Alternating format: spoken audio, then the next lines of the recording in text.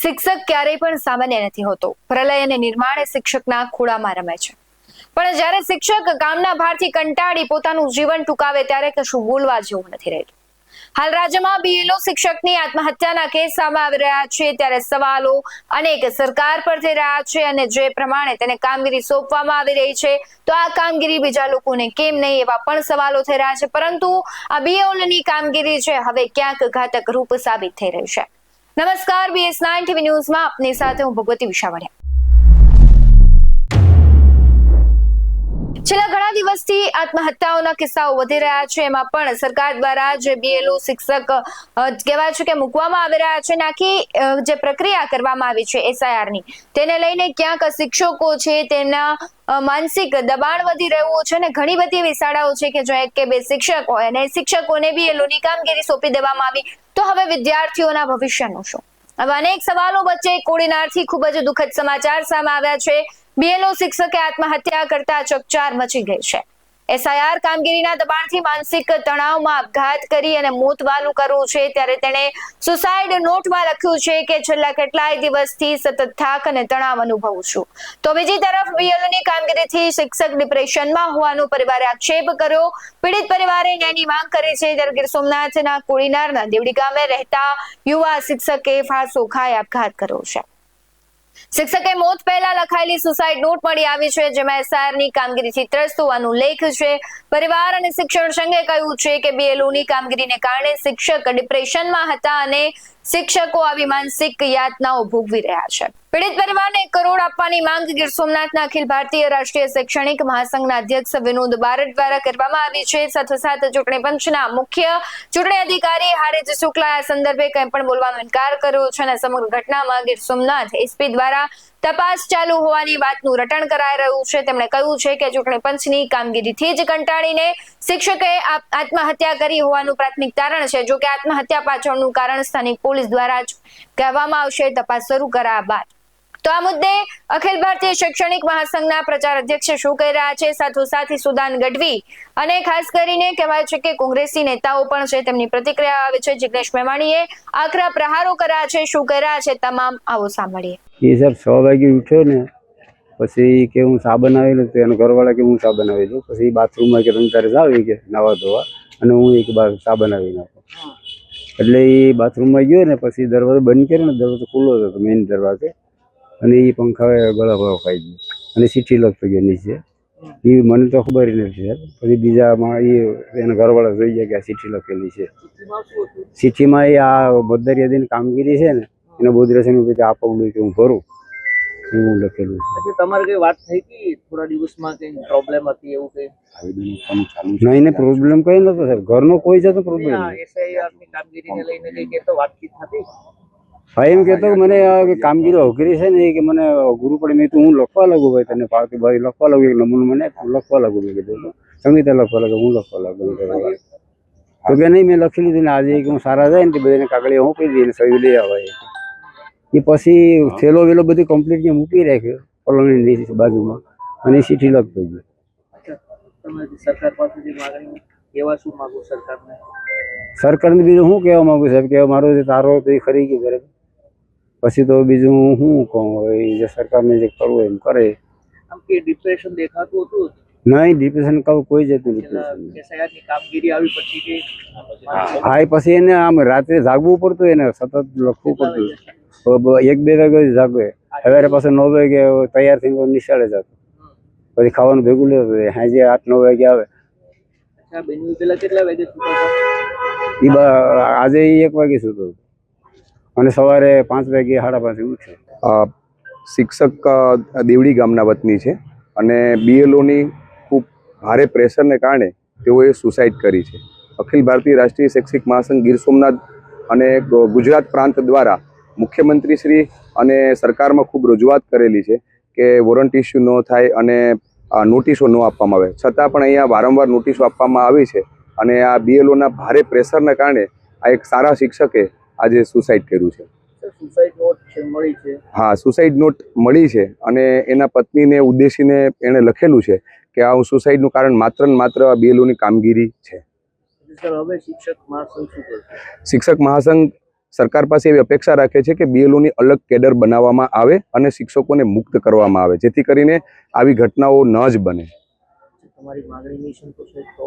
મારી માગણી નહીં સંતોષાય તો અખિલ ભારતીય ગુજરાત પ્રાંત છે એને અમે જાણ કરશું અને ત્યાંથી આ સંગઠન દ્વારા રાજ્ય સ્તરથી આનો વિરોધ કરવામાં આવશે. સર, એ તો હવે પછીની વાત છે, પણ આ પરિવારનું શું? આ પરિવાર માટે અખિલ ભારતીય રાષ્ટ્રીય શૈક્ષિક મહાસંઘ ખૂબ ઊંચા વળતરની પણ માગણી કરે છે અને 1 કરોડ રૂપિયાની માગણી કરીએ છીએ અમે કે આ શિક્ષકને એને મળવું જોઈએ, કેમ કે ડ્યુટી દરમિયાન અને ડ્યુટીના ભારથી એને સુસાઇડ કરેલું છે. મિત્રો, ગુજરાતની ભાજપ સરકાર, કેન્દ્રની સરકાર અને ચૂંટણી પંચે ઢાંકણીમાં પાણી લઈને ડૂબી મરવું પડે એવી ભયંકર ચિંતાજનક ઘટના આપણી સામે ગુજરાતમાં બની છે.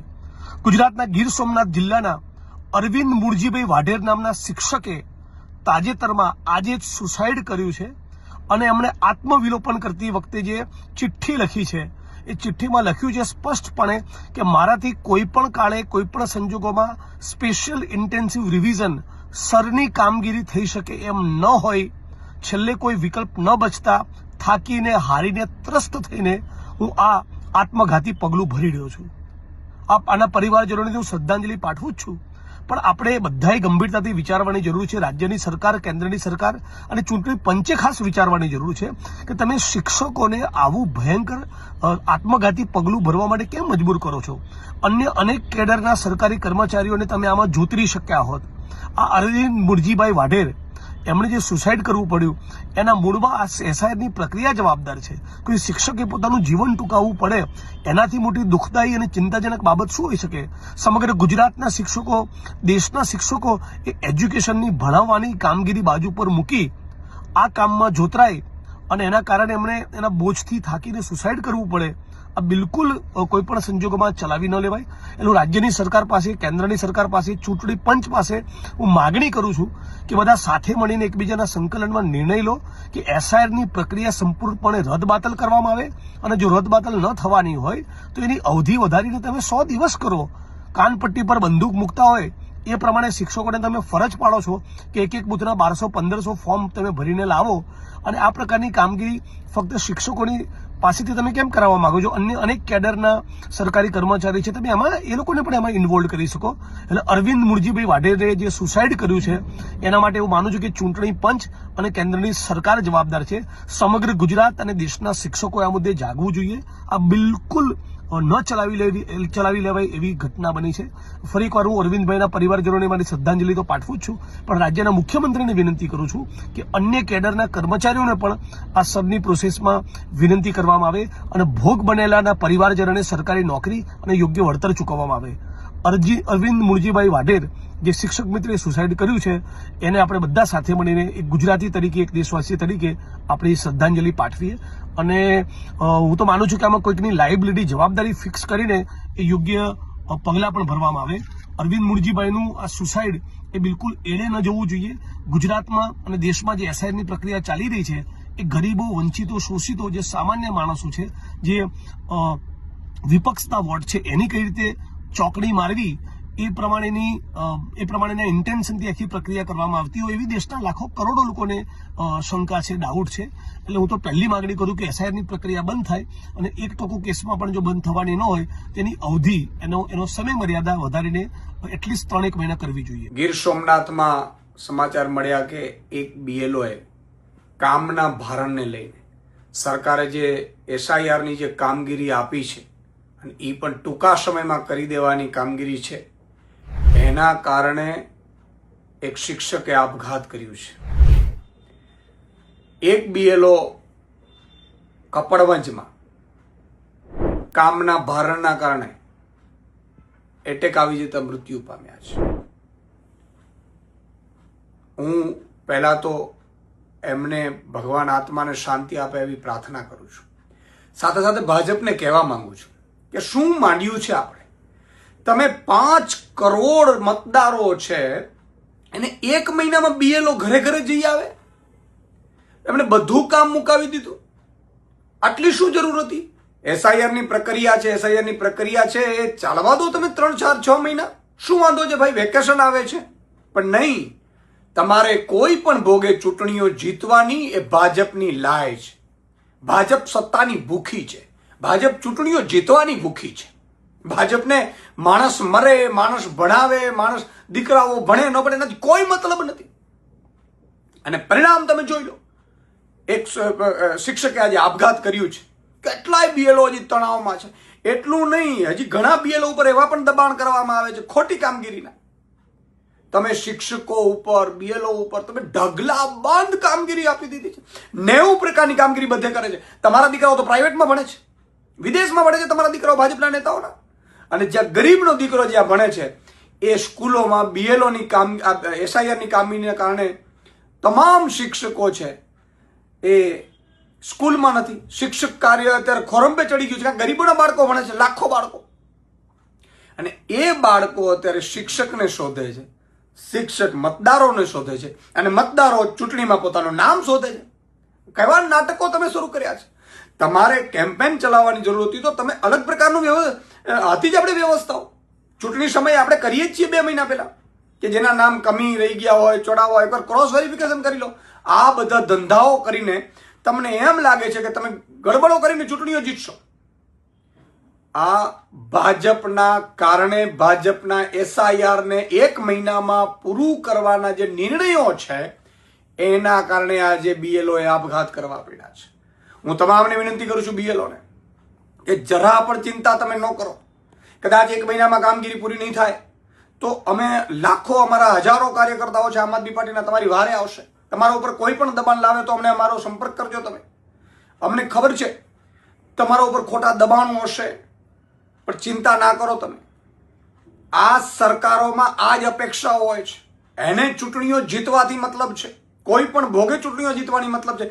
એને ખબર છે કે ડ્યુ થઈ રહી છે ફેબ્રુઆરીમાં તાલુકા, જિલ્લા, નગરપાલિકાની ચૂંટણીઓ, મહાનગરપાલિકાની, એ પાછી ઠેલાય અને એસઆઈઆરમાં કંઈક થોડું ઘણું આમ તેમ કરી અને પાછી ચૂંટણીઓ જીતી અને પાછી માહોલ બનાવવામાં માહિર ભાજપા તમારા ઉપર દબાણ કરે છે. પણ તમે જરાય ચિંતા ન કરતા અમારો સંપર્ક કરજો. અને તમારી ઉપર જો ખોટા કાર્ય કરવાનું પણ દબાણ કરે તો પણ અમારો સંપર્ક કરજો. મારી વિનંતી છે આવું કોઈ પગલું ન ભરે. અને ઘણા બીએલઓને મને ખબર છે કે કામગીરી જો હાજર ન થાય તો એને સસ્પેન્ડ કરી દેવામાં આવે છે ને શિક્ષકમાંથી ફરજ મુક્ત કરી દેવામાં આવે છે. એવા લોકોની સાથે પણ આમ આદમી પાર્ટી ઊભી છે. કોઈએ ચિંતા કરવાની જરૂર નથી. ફરીથી હું ભાજપને કહું છું કે હજી વિચારી લો, આટલું પ્રેશર ના કરો. શિક્ષકો વેકેશનમાં આપણે આ એસઆઈઆરની કામગીરી થઈ શકશે. અત્યારે જે ડ્યુ ચૂંટણીઓ છે ચૂંટણી લાવી દો અને બાળકોને ભણાવવા દો. ગરીબ મધ્યમ વર્ગના બાળકો સરકારી શિક્ષણમાં ભણે છે ને એને ભણવા દો. જે પ્રમાણે તેનો પરિવાર, ખાસ કરીને શૈક્ષણિક મહાસંઘ, વિરોધ પક્ષો વિરોધ કરી રહ્યા છે. સાથોસાથ આપણે જોઈએ છે કે છેલ્લા ઘણા દિવસથી શિક્ષકો છે આ કામગીરીમાં જોતરાયા છે, એટલે શિક્ષણ પણ બગડી રહ્યું છે. ઘણી વખત એવા દ્રશ્યો પણ રાજ્યમાંથી આવે છે કે શિક્ષકો છે એ તમને જાજરૂ સાફ કરતા જોવા મળે, સ્કૂલની સફાઈ કરતા શિક્ષક જોવા મળે. ચૂંટણીની કામગીરી હોય તો શિક્ષકને મૂકવામાં આવે. હવે ભાઈ બધામાં શિક્ષક મૂકશે તો શિક્ષણ ક્યારે આપશે તેઓ? અને ખાસ કરીને જ્યારે શિક્ષણ આપવાનું થાય, અન્ય તેમને વહીવટી કામગીરી કરવાની થાય, ચૂંટણી હોય તો તેમાં પણ તેને મૂકવામાં, એટલે ચૂંટણીનું કામ કરવાનું થાય ને પ્લસ હવે આ નવી જવાબદારી સોંપવામાં આવી છે અને તેને લઈને આ બધી જ ચિંતાઓ. કારણ કે માણસ એક પ્રકારની તેની લિમિટ હોય છે અને લિમિટ બહાર જ્યારે આ બધી વસ્તુ થતી હોય છે, માનસિક તણાવ તેને ઉત્પન્ન થતો હોય છે અને તેને જ લઈને ક્યાંક આવી પગલાઓ ભરતા હોય છે. પરંતુ હવે એ જોવાનું રહ્યું કે આ પગલું તેણે જે ભરવું છે તેના પરિવારને જે ખોટ પડી છે તેની ભરપાઈ કોણ કરી શકશે? શું પૈસાથી વ્યક્તિ પાછો આવી શકે છે? આવા અનેક સવાલો છે. અને એક નાનો દીકરો કે જેને બાપ ખો છે, એમના પત્ની કે જેમણે આખું કહેવાય છે કે હવે પતિ વગરનું જીવન વિતાવવું પડશે, એ પરિવાર પર અત્યારે અણધારી આફત આવી ગઈ છે. શું સરકાર તેની ભરપાઈ કરી શકશે?